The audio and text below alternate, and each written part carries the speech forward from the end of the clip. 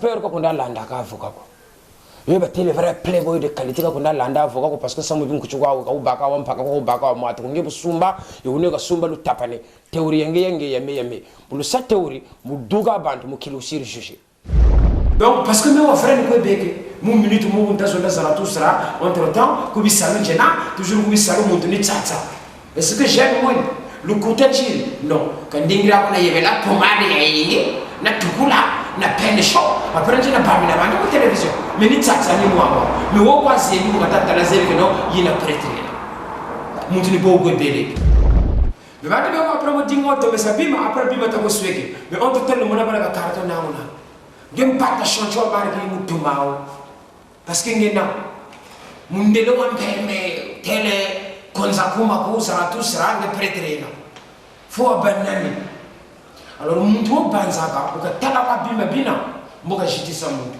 kakuma ka kushituko shiro bro donc bo bulita ko zozo bulita ko tesa utabuna meka na salamu niveau za polémique ko kanjina na chima ko même je ça même prouver même ko congolais parce que talabala ka bima yo ko namona atata ka pour les no ba na bina utabaka ba no ko nyere gro pour chou sara tout sera prêtre muntu weni tata me watoma muntu weni tata megu muntu weni tata samu kaka ko me kanyo ko me kuchi ko muntu amusa so soni je vais comprendre donc de ce nous comprenez amour le monde entier commence à comprendre ce que c'est la sape que les sapeurs c'est pas des voyous c'est des gens qui veulent simplement faire passer un message c'est des jeunes qui se débrouillent et qui veulent s'en sortir dans la vie se présenter bien coiffé bien rasé bien parfumé et en anglais c'est to be cool in Congo to be a sapeur donc au Congo, si tu n'es pas sapeur, ça pose. J'avais mis cette pièce-là, ils ont commencé à bouder. Ils croyaient que j'étais seulement venu comme ça en Satan, alors que j'avais préparé des pièces derrière. Les armes étaient encore à côté. Parce que comme disent les autres, donc au bimisi gauche, au bombi droite. On a bombé là qui bango sur droite. Si le loi tabantu bien talou, bien beauté bien frère, bien le loi taban star net bien nord, bien talou bien foaka. Tu veux comprendre? Et pense en attendant. Vous avez capable déstabiliser Norba, mais Norba ça la qui est d'origine à Yemoko, à Yakana cassette pour Yemoko, à Yela Rabatute. Je vais comprendre. Donc, en fait, le copa va quoi c'est que fait ça ma cambo, tout le salut copa, ba télé bashiri, oh ça coûte que tu as combien au la galerie la fête, sumi Mimi note, j'ai une karaka je bois ça fouyo, ni jiga bois. Mimi note, j'ai une karaka je bois ça fouyo, ni jiga bois. Muntu ku vérité au Québec, muntu ku tcheleka au Québec, muntu ku kya au Québec, ça veut dire la trinité. Ah, tu nous en as mon invité aussi là. Invité pour le somme na Congo dia vimba. Si qui misami tima mi awonzo ku Congo, wiza on fuma ndungunu. Ngeye fuma ndungunu wa utumu kama invité. Donc wiza sala sana ni makesama. Mungizi hakuna tanchi kuhusu ku Congo. Wiza on fuma ndungunu. Kinkoleka kote sa Congo wiza mali. Nkakuza kuna ntantu wiza katula dalam mutete tiselo kwa Congo wiza ofumando ingeta donc petit sapeur zo zakazo est-ce que dimoso ya masolomo mentasa ya tazaba lana tatula ko tulio parce que basego ugatera kunzenza wiza apara nikutela kuzoba kweseke nokuzaba ka ugatera kunzenza ako watoka origine zako zaze ha mbendeza mpamba ngaeza mpamba dibiba kotela mputu même nzako 2000 euros washiri ko munitu après panda to panda kusala tusa muntu ko be kubisanu de kuchela kotela kutute lumbuchika na labiri même ndumbu ko bien be kulu be frère sumba na sumba bien sumba na sumba bachigela kumzo mapapa mamba tu bien ya kulu be sumba na sumba après panda to panda fola bana wushito mais on a tous ces bandes quand on a 10 000 problèmes, quand on a cette polémique, donc si on a pas évidemment s'adresser Norba, ou s'attaquer Norba, libre à toi. Mais tu n'as pas là. Parce que c'est pas que vous avez attaqué Norba. C'est parce que Norba, c'est pire même que les États-Unis. Norba, normalement, c'est la Chine. Si on va les États-Unis, même Babel, l'Amérique, si on va Chinois, on va yoga. Parce que Norba, puissance indigène, qui n'a pas le niveau, c'est-à-dire tellement ça nazena, il faut le mouta makaba, on a connu pas le goût, expliquer ta gagné à Yoga. On appelle la couronne, il m'a solo, par contre, c'est une polémique, la vie au nom. Ben Moukasha. Bah ça va grand frère.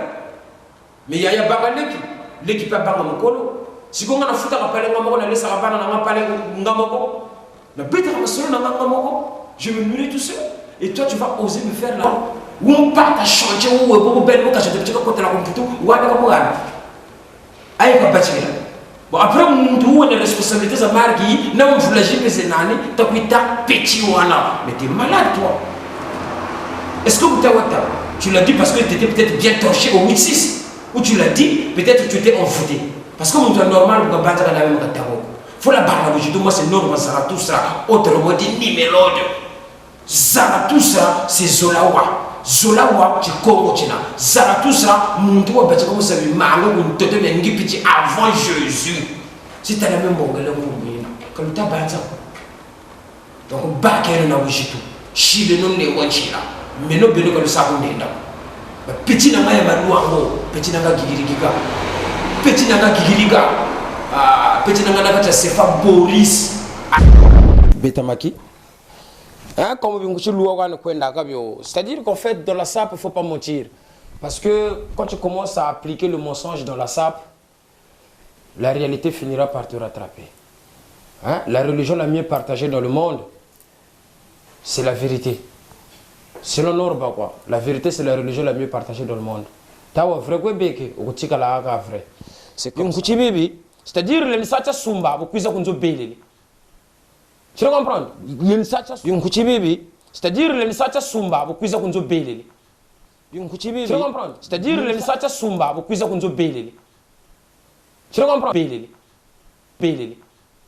La facture en goyo. Et le total doit quand kwenda kabio. La facture en goyo. Kabio le Sumba ben peut faire la national kabio facture. Pour ça quand ça grimace. Parce que le bagio Sumba tu m'as 400 €. Est-ce que ça c'est 400 €? Griffe Yangoyo. Ça c'est 400 €. Ça c'est que la veste.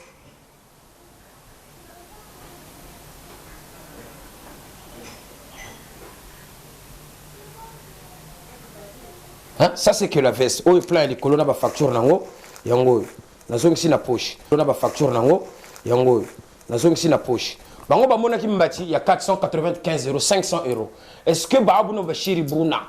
Est-ce que c'est filisioni nan safwani depuis que j'ai la computer ou bien depuis que bâti la mouche la sap nzaka wa 2000 € wa ke kalwata que toi ça monito. Donc c'est pas la peine mouko c'est embrouillement hein que on est façon ka pourquoi tu comprendre na longoli li solo yo mito esili quand on a des uniki mounchincha ka ba kunaka ko parce que l'homme passe les écrits restent hein congolais o ya so beta ba tom rebelle yango ça ma solo la lelo ba tom rebelle. Donc quand je dis ne tellement qui kaka tout un homme rebelle, mbacha galiano yango. Vous comprenez? Pour la publicité nanga ya ndule yango. Yango. Yango. Na betela ki bango mbacha galiano. Ba masolo ya ba tom rebelle. Mikolo. Ezana kacha palais nanga na yeko betela bango double face. Oyo pièce ya double face ya tom rebelle. Donc c'est deux zones. Vous comprenez? Donc on a tourné côté yo, ça bien signé toujours. On a tourné côté yo, à la tama côté, on a deux côtés. Pièce na betaki, yango solo ya ba 15 kilos. 15 kilos, 15 kilos. Mo kilo yebi nango. Comprendre? Bon. Oyo siko ezali solo, tango ba salaka polémique wana alluré Tindara petit na yemoko boye akoka makambote akangama kutu bakota mboka moi petit moko boye na kotanga yikombote parce que c'est un petit rien de tout akoki makambote frère jishigiri kwata wezakala usigiri ku paro wezakala kwata o eza pièce na beta ibimisa polémique ya veste du colonel ezala sala ngo kutu de mais moyen que de fungola donc ça tout droit dans la sape donc on peut dire faire na norme de pas trop parce que ça va être kitoko comme vous ma kitoko félicitations c'est un congolais j'accepte ça donc là elle est possible de fouiller un gars nous avons je suis fier de lui donc ce qui est voulu en ce moment parce que c'est un congolais c'est un frère congolais il faut encourager les gens comme ça ils ont dit ça nani tosomba ka bakofi ayo tosomba ete on a kosomba même si on se connaît pas mais c'est un frère congolais donc on a kosomba ngo soki bimi bayo ka voilà c'est comme ça la vie a beau faut être simple dans la vie c'est la méchanceté et la bienté. Vraiment se délimiter dans son amour. Simplement, il y a RAS ou rien à ça. Nous les Congolais, je vois que tu l'as, ça veut dire même roi benga rota mo benga mais saudi ozo ko manga sekele non ozo ku album ko mu sekele ya de ma kamera bala nani to soutenir quelqu'un na kati ya masolo et et tout donc on fait bien pour la mission à mboka donc dès que baya igeti bazali ba pays au Sida ça petite on va aller bien ba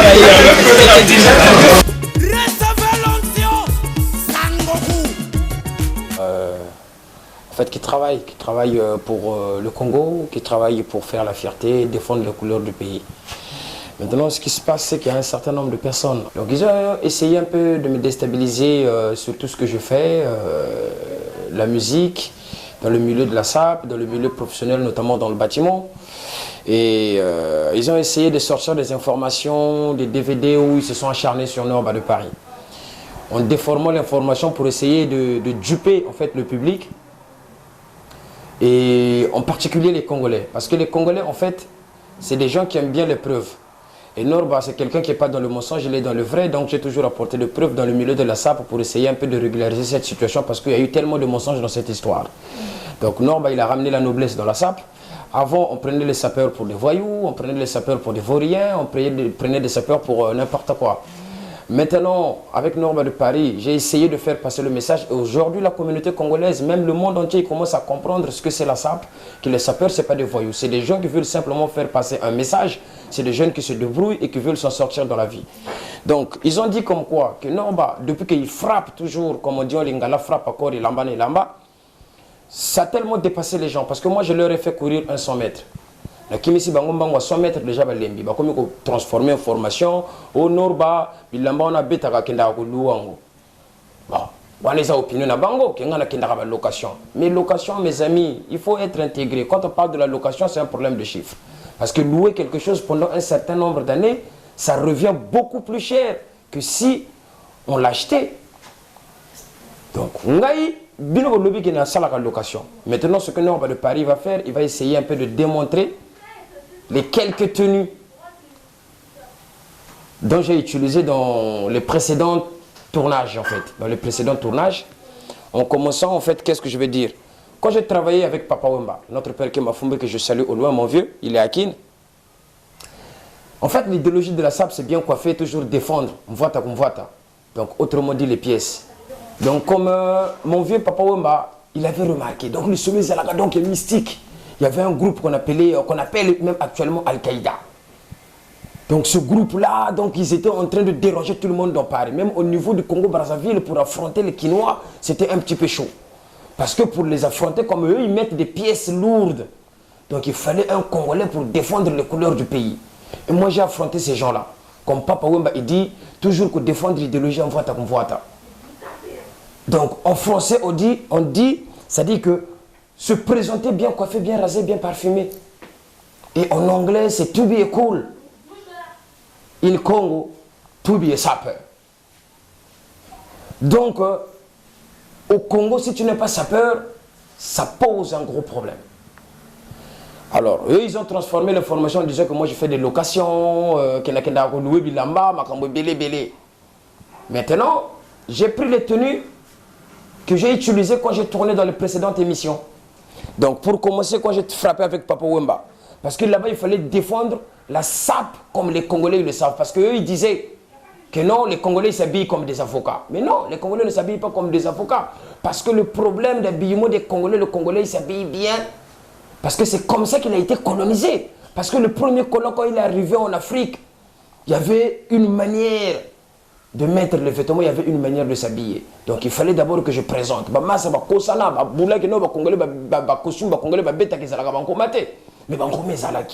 Donc j'avais mis ce costume-là, et c'est une pièce unique, ça c'est une pièce qui avait défilé chez Isaac, quand il a présenté son défilé en 2009-2010.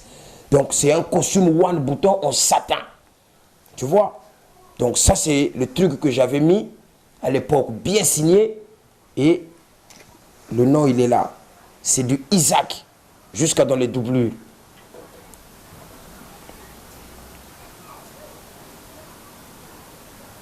Voilà, Isaac imprimé en satin.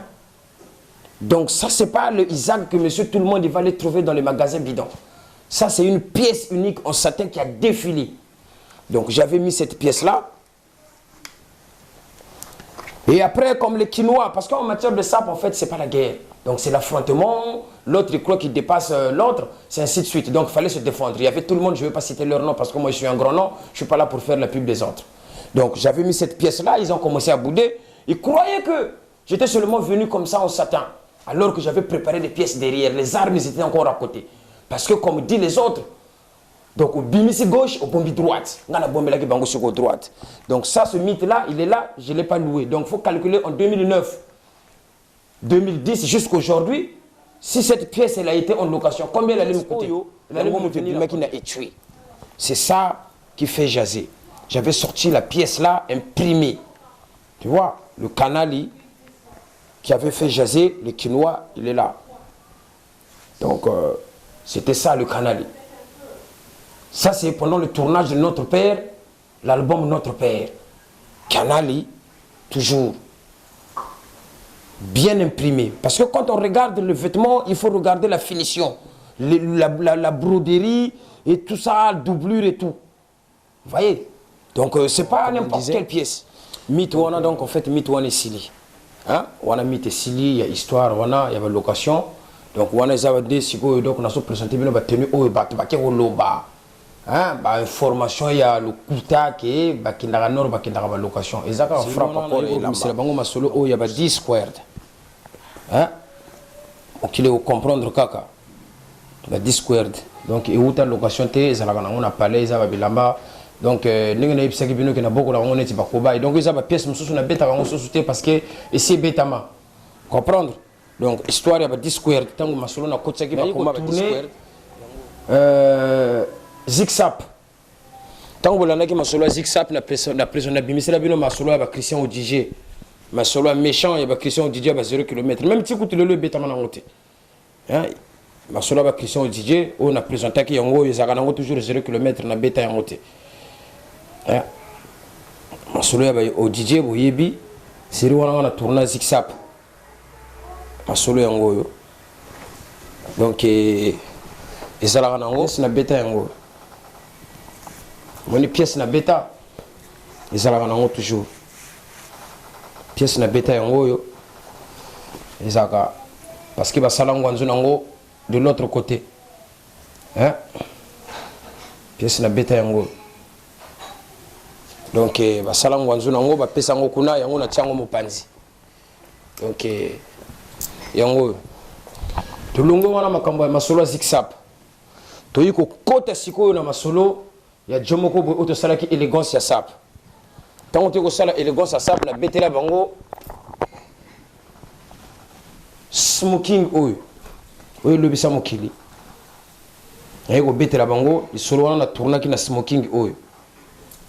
Et ça, déjà, awa, solo de Saint-Ange, ndenge to solo laki, ba o bayebi, jiri lango kutu ndenge na zongi selango ndenge na vande selango déjà donc na ferme c'est-à-dire qu'en fait dans la sape il faut pas mentir parce que quand tu commences à appliquer le mensonge dans la sape, la réalité finira par te rattraper. Hein? La religion la mieux partagée dans le monde, c'est la vérité. Selon Norba quoi, la vérité c'est la religion la mieux partagée dans le monde. C'est comme ça. Tout le monde en fait na tourna peu moi trop moi bilambango o na tourna nango. Oyo siko ezaba pièce na betaki masolo ya ba zigzap ya kavali tango basolo bela baso benga masolo ya ba baso beta masolo ya ba 15 kg mokili yebi nango. Comprendre? Oyo siko eza li solo tango basalaka polémique wana alluré tindaka petit na moko boye akoka makambo te akangama kutu bakota mboka moi petit moko boye na kotanga ikombo te parce que c'est un petit rien de tout akoki makambo te frère Shigiri kwata wezakala usikiri ko parler wezakala kwata oyo eza pièce na beta ebimisa polémique ya veste du colonel ezalaka nango kutu de mais moyen na que de fungola donc ça fait trop donc ezawa tango longwe pièce ezawa bouton bien brodé hein les solo oyo na yoko tourner la petite nanga sous na zigzag toujours bien signé toujours bien signé toujours bien signé de Saint-Ange bo beta machine bo tourna bo comprendre pièce to sala ngoko ka deux na Patrick Bruel ezalaka deux na Patrick Bruel pièce na Sostel Samba lo ato Thomas ayiko betela bango pièce ya Galiano